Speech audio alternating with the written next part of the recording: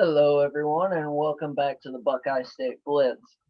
I know it's been a while since I've talked to y'all, but after that Bengals game and what's happened over the last few days, there are some issues I want to get off my chest.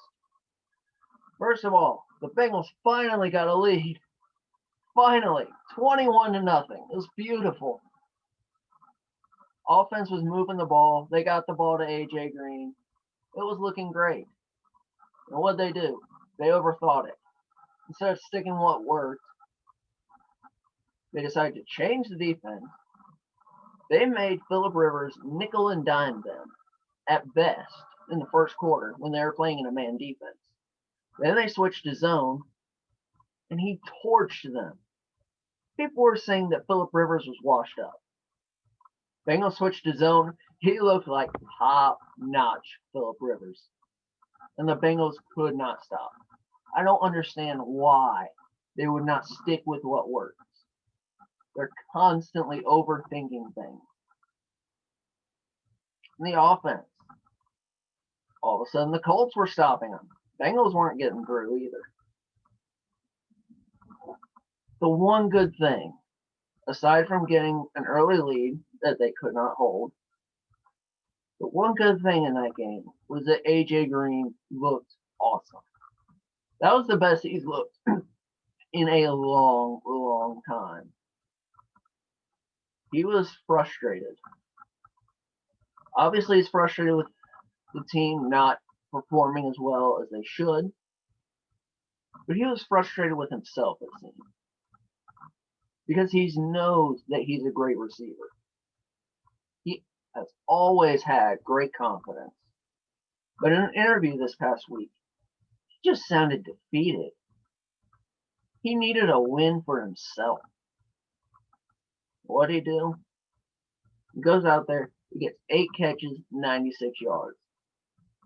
That is fantastic. That is the AJ Green that we want to stay in Cincinnati.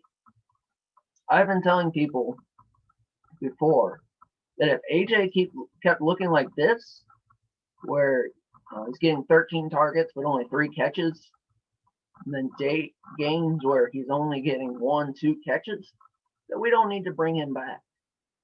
We can get a receiver in the 3rd or 4th round.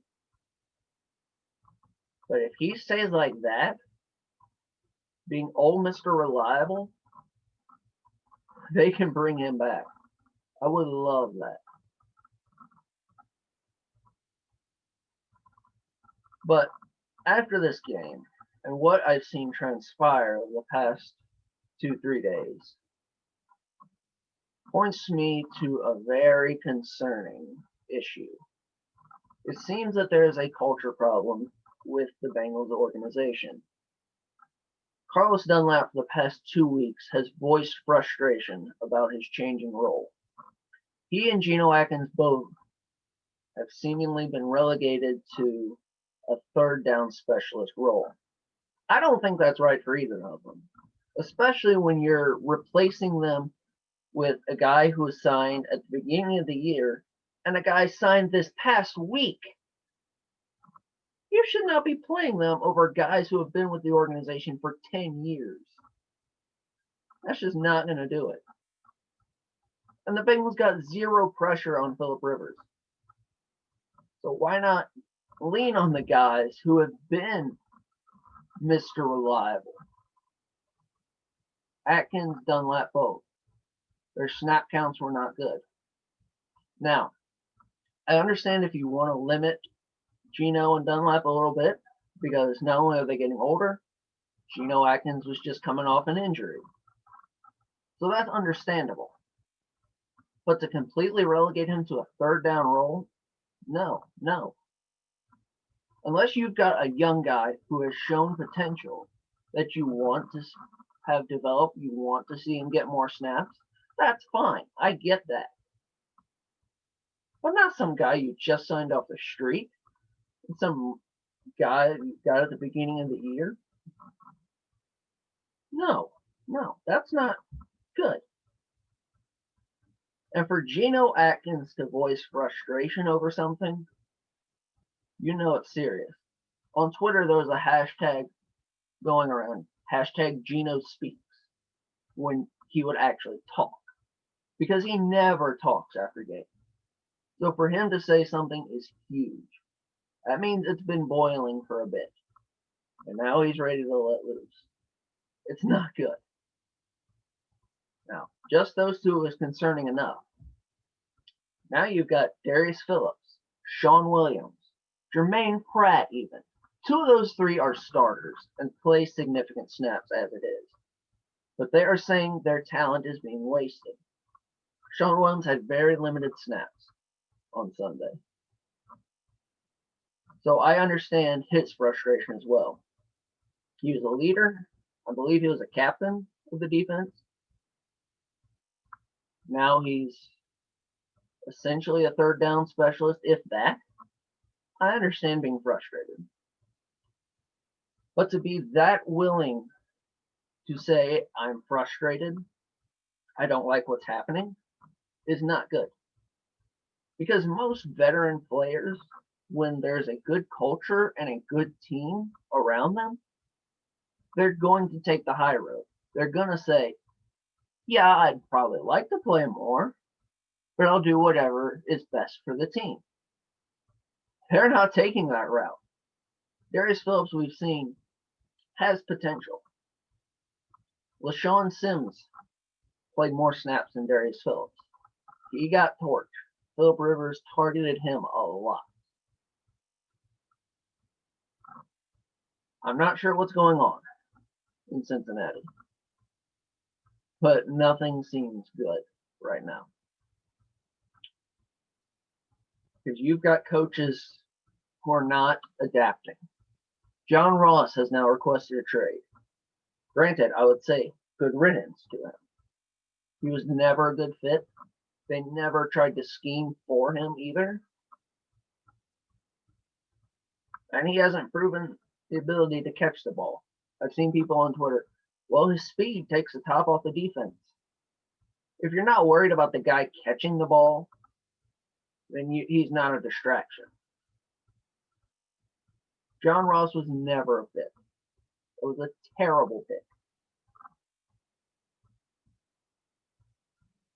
But these defenders, guys who have been with the team for a while, being willing to say that, be that open about their frustration, is quite concerning. Zac Taylor has not adapted well. I did not think that was a great choice when they made him the head coach.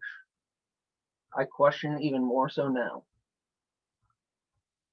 For me, he's got till the end of the season, if that. He's got to make adjustments. Lou Anarumo, bye-bye. Bye-bye.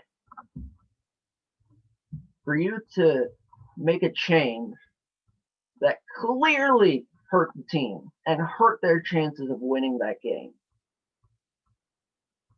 and to not realize that one was way better than the other, and to not go back to it, that's ignorant. That's ignorant. Offensive line. Bobby Hart has maybe had a game and a half where he's looked like a serviceable right tackle. I can't stand Bobby Hart. He has not been good. We've had a revolving door at right guard, too. Xavier Su'a-Filo has been hurt. I don't know when he'll be back, if at all. He would be serviceable as well. But coaches put their players in their best position to succeed. Look at Bill Belichick. I know we're talking about the greatest coach of all time.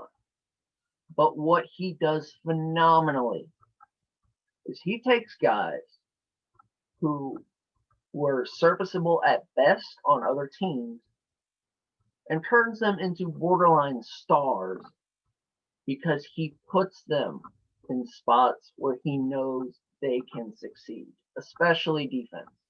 They don't invest in stars on defense. They make stars. Kyle Van Noy was No one knew who he was. He goes to New England, and he becomes a stud. Now, we can't really say as much on their offense, because they've had issues there as well. But still, the Bengals are not putting their guys in a position to succeed. John Ross, Darius Phillips are struggling. Dunlap and Geno, they need to be playing more snaps. Get someone in who's going to put these guys in the best spot to succeed. That is not Zac Taylor. That is not Jim Turner. That is not Lou Anarumo. If things don't change and change quickly, cut ties. Cut ties. That was a game I thought the Bengals had in the bag. Up 21-0 early. Looked like they couldn't be stopped.